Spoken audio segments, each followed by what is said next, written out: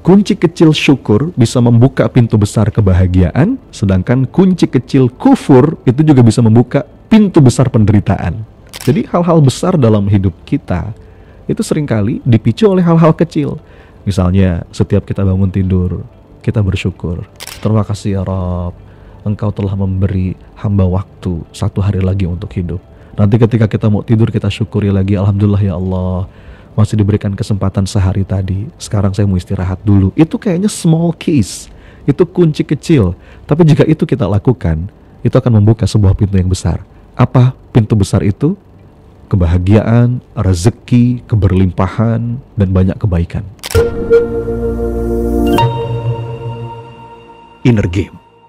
Bagi Anda yang ingin belajar lebih dalam tentang inner game, bagaimana menata pikiran, perasaan, menguasai ruang dalam diri, saya mengundang, yuk ikut di kelas Inner Game Life Coach Academy. Info lengkapnya, klik innergame.id. Bismillahirrahmanirrahim. Assalamualaikum warahmatullahi wabarakatuh. Teman-teman sekalian, welcome back. Selamat datang kembali dalam seri video Inner Game. Ini adalah sebuah tema besar yang mengupas tentang bagaimana kita mampu menata pikiran, mengasah kolbu, mengolah perasaan untuk jadi pribadi yang lebih baik, bertumbuh, produktif, bahagia, sejahtera lahir batin, dunia akhirat insya Allah. Di video kali ini teman-teman, kita akan coba mengupas ada sebuah kesadaran yang ini akan membuat kita bisa memandang kehidupan dengan cara yang sangat indah. Sebuah kalimat yang saya dapat dari salah seorang guru. Beliau mengatakan, "The breath you just took is love." Setiap nafas yang kita hirup itu adalah cinta. Coba kita rasakan teman-teman.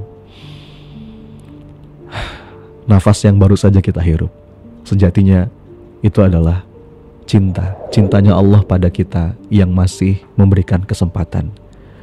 Cintanya Allah yang dititipkan pada oksigen yang kita hirup dan memberikan kehidupan untuk kita. Maka bagaimana kita membalas cinta itu? Di antaranya dengan juga memberikan cinta pada orang-orang di sekeliling kita. Nafas ini teman-teman adalah salah satu puncak nikmat dalam hidup. Karena mau sekaya apapun kita, harta kita segunung, mau seenak apapun hidup kita, mau seberkuasa apapun saat ini, begitu Allah stop oksigen buat kita, selesai sudah.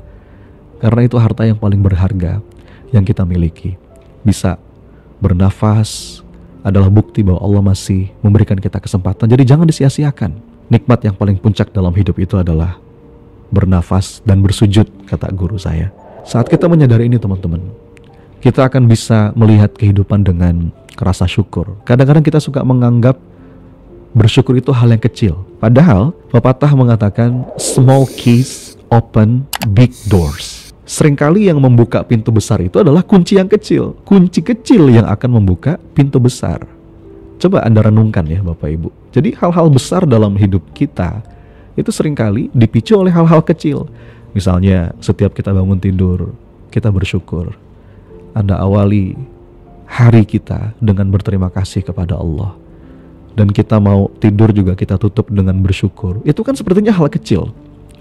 Maka seberat apapun hidup kita, seberat apapun hari kita, tapi saat kita bangun tidur dengan mengucapkan Alhamdulillahilladzi ahyana ba'dama amatana wa ilaihin nusur. Terima kasih ya Rabb, Engkau telah memberi hamba waktu 1 hari lagi untuk hidup. Nanti ketika kita mau tidur kita syukuri lagi, alhamdulillah ya Allah, masih diberikan kesempatan sehari tadi. Sekarang saya mau istirahat dulu. Itu kayaknya small keys, itu kunci kecil. Tapi jika itu kita lakukan, itu akan membuka sebuah pintu yang besar. Apa pintu besar itu? Kebahagiaan, rezeki, keberlimpahan, dan banyak kebaikan. Sebaliknya, ada juga kunci kecil yang lain yang membuat pintu besar penderitaan terbuka. Ada orang yang pikirannya lihat apapun curiga. Itu kan kayaknya hal kecil ya. Jadi respon-respon otomatisnya itu curiga, suuzon, lihat orang, oh jangan-jangan dia begini, jangan-jangan dia begitu. Nanti datang ke sebuah seminar, pengajian, yang dilihat itu kekurangannya. Ustadz yang ngomong dicela, nyindir terus. Ketika bekerja juga fokus sama kekurangan tempat dia bekerja. Oh kerja di sini bosnya nggak enak, gajinya kurang. Tempat kerjanya dia cela. Kalau kata Pak Jamil Az-Zaini itu meludah di sumur yang airnya dia minum sendiri. Sudah tahu dari situ penghasilannya, nafkahnya, dari kantornya, tapi tiap hari dia ngomong jelek tentang kantornya. Itu orang yang meludah di sumur yang airnya dia minum sendiri. Itu kan hal kecil ya, small things. Apa itu? Respon otomatis di otaknya. Suuzon, selalu mengeluh. Maka lihat hidupnya. Hidupnya pasti penuh masalah, penuh penderitaan. Small keys open big doors. Kunci kecil itu membuka pintu besar penderitaan. Kalau orang yang seperti itu, saya jamin Bapak Ibu, hidupnya tuh ruwet. Kayaknya hal kecil tuh, tapi itu habit of mind. Nanti orang ngomong apa, dia kritisi, dicari salahnya. Orang ini begini, orang itu begitu. Itu kayaknya hal kecil, tapi itu pun akan mengundang banyak keruwetan dalam hidup. Apalagi sampai berburuk sangka kepada Allah. Karena kata Allah, Ana inda dhanni abdi bi, aku sebagaimana prasangka hambaku. Nah pertanyaannya, kunci kecil apa yang kita pakai untuk membuka pintu besar? Kunci kecil syukur bisa membuka pintu besar kebahagiaan, sedangkan kunci kecil kufur itu juga bisa membuka pintu besar penderitaan. Yang bikin orang itu jatuh Bapak Ibu bukan batu besar, seringkali kerikil kecil. Kalau batu besar itu bisa kita hindari, tapi kalau kerikil kecil itu kadang-kadang nggak kelihatan, kita kesandung, kita ketusuk, tergelincir. Jadi jangan meremehkan hal-hal yang kecil. Semua berawal dari hal yang kecil. Nanti dari situ kita bisa menghormati hal-hal yang besar. Bahkan kalau kata para pakar pernikahan teman-teman sekalian, kunci hubungan termasuk sama pasangan, sama anak, itu adalah small things often. Lakukan hal-hal kecil tapi sering. Hal-hal kecil apa yang membuat pasangan Anda senang tapi sering? Bukain pintu, memuji, mencium, merangkul, ngasih hadiah. Kalau dia ngomong dengerin, menghormati, menghargai. Kalau diajak ngomong, ya jangan lihat handphone. Itu kayaknya hal kecil. Dia masak kita bantuin, atau suami lagi kerja kita pijitin. Hal-hal kecil tapi sering. Small things often, kata beliau. Begitu pula sebaliknya. Yang merusak sebuah perkawinan adalah hal-hal kecil yang sering dilakukan.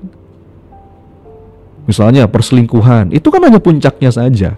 Puncak dari hal kecil yang mungkin sudah sering dilakukan, yang membuat pasangan Anda mungkin merasa nggak dicintai. Akhirnya puncaknya perselingkuhan. Tapi sebelum itu terjadi, ada banyak hal kecil yang mungkin kita abaikan. Diajak ngomong pasangan, kita cenderung, gitu aja kok diceritain, kita nggak mau mendengar. Nanti dia mengeluh, kita abaikan. Anda janji, tidak Anda tunaikan, atau Anda tunda-tunda, Anda lupa, Anda ingkari. Itu hal-hal kecil. Dia mendekat, Anda malah menjauh. Anda ngomong kejelekan dia kepada teman-teman, Anda anggap itu hal yang biasa, dia sakit hati, itu hal kecil. Lama-lama kecewanya kecil tapi sering, akhirnya membatu Bapak Ibu. Stonewalling, jadi dinding batu. Nah di saat hatinya gersang begitu, ada orang lain memberikan perhatian lebih, bablas. Na'udzubillah. Jadi kuncinya kata beliau dalam urusan relation juga, small things often. Yang bikin perkawinan rusak itu karena kecil tapi sering, yang negatif. Begitu pula yang bikin pernikahan seperti surga, sakinah, mawaddah, warahmah, itu adalah hal kecil tapi sering kita lakukan, konsisten. Bukankah Nabi juga mengatakan di antara amal yang dicintai Allah adalah amal-amal yang dawam meskipun sedikit. So teman-teman sekalian, mari kita sadari ini, kita mainkan ruang dalam diri kita untuk menyadari karunia mulai dari yang kecil. Dan semua ini tentang inner game. Maka saya mengundang, yuk kita belajar di satu kelas yang bertajuk Inner Game Life Coach Academy. Selama 3 bulan teman-teman, kita akan mendapatkan ilmu dan skill fundamental untuk menata pikiran dan perasaan. Menguasai ruang batin untuk hidup yang berkualitas insya Allah. Bahkan ilmu ini bukan hanya dipakai untuk diri sendiri, kita akan arahkan para peserta dalam waktu 3 bulan untuk bisa menemani, membersamai sebanyak mungkin orang, menjadi life coach, menjadi mentor. Mendapatkan 20 modul materi yang terstruktur seputar inner mastery. Mendapatkan tool set, resource untuk membantu kita menata ruang dalam diri orang lain, setidaknya menjadi life coach bagi diri sendiri. Bagi teman-teman yang ingin bergabung, silakan klik link di bawah ini dan sampai jumpa di kelas. Welcome to the club. Barakallahu fikum. Inner Game.